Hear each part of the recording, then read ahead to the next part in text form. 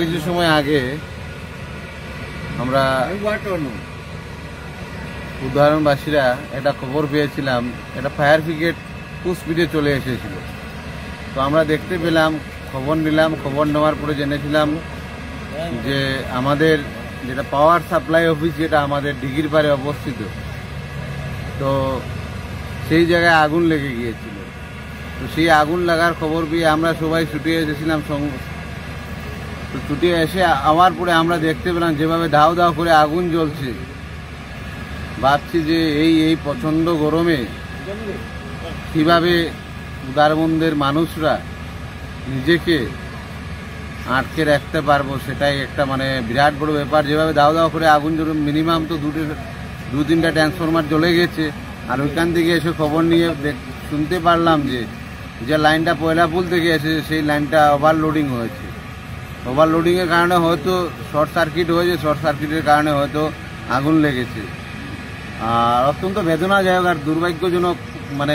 যাই হোক, কোনো ক্ষয়ক্ষতি হয় নাই। যারা ডিউটিরত অবস্থায় আছেন ওনাদের মধ্যে কোনো ক্ষয়ক্ষতি হয় নাই।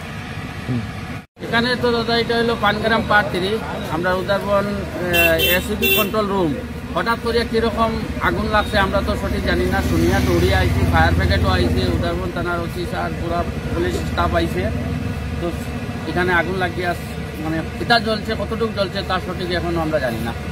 এসিবির মানুষই বুঝতে পারবো এটা কিতা জ্বলছে বা কই থেকে আগুনটা লাগছে তারাই জানবো।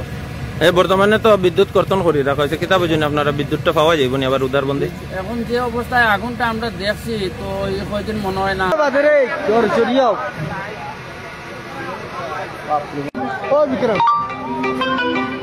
কিছু সময় আগে আমরা উদাহরণবাসীরা একটা খবর পেয়েছিলাম, একটা ফায়ার ব্রিগেড ফুল স্পিডে চলে এসেছিল। তো আমরা দেখতে পেলাম, খবর নিলাম, খবর নেওয়ার পরে জেনেছিলাম যে আমাদের যেটা পাওয়ার সাপ্লাই অফিস, যেটা আমাদের দিঘির পাড়ে অবস্থিত, তো সেই জায়গায় আগুন লেগে গিয়েছিল। তো সেই আগুন লাগার খবর পেয়ে আমরা সবাই ছুটে এসেছিলাম। তো ছুটে এসে আমার পরে আমরা দেখতে পেলাম যেভাবে ধাও ধাও করে আগুন জ্বলছে। ভাবছি যে এই প্রচণ্ড গরমে কীভাবে উদারবন্দের মানুষরা নিজেকে আটকে রাখতে পারবো, সেটাই একটা বিরাট বড় ব্যাপার। যেভাবে দাও দাও করে আগুন জ্বলে, মিনিমাম তো দু তিনটা ট্রান্সফরমার জ্বলে গেছে। আর ওইখান থেকে এসে খবর নিয়ে শুনতে পারলাম যে লাইনটা পয়লাপুল থেকে এসে সেই লাইনটা ওভারলোডিং হয়েছে। ওভারলোডিংয়ের কারণে হয়তো শর্ট সার্কিট হয়েছে, শর্ট সার্কিটের কারণে হয়তো আগুন লেগেছে। আর অত্যন্ত বেদনাদায়ক আর দুর্ভাগ্যজনক। যাই হোক, কোনো ক্ষয়ক্ষতি হয় নাই। যারা ডিউটিরত অবস্থায় আছেন ওনাদের মধ্যে কোনো ক্ষয়ক্ষতি হয় নাই। এখানে তো দাদা এটা হলো পানগ্রাম পার্ট 3, আমরা উদারবন এসিবি কন্ট্রোল রুম। হঠাৎ করে কিরকম আগুন লাগছে আমরা তো সঠিক জানি না। শুনিয়া দৌড়ি আইছি, ফায়ার ব্রিগেডও আইছে, উদারবন থানার ওসি স্যার, পুরা পুলিশ স্টাফ আইছে। তো এখানে আগুন লাগিয়ে কিতা জ্বলছে, কতটুকু জ্বলছে তার সঠিক এখনো আমরা জানি না।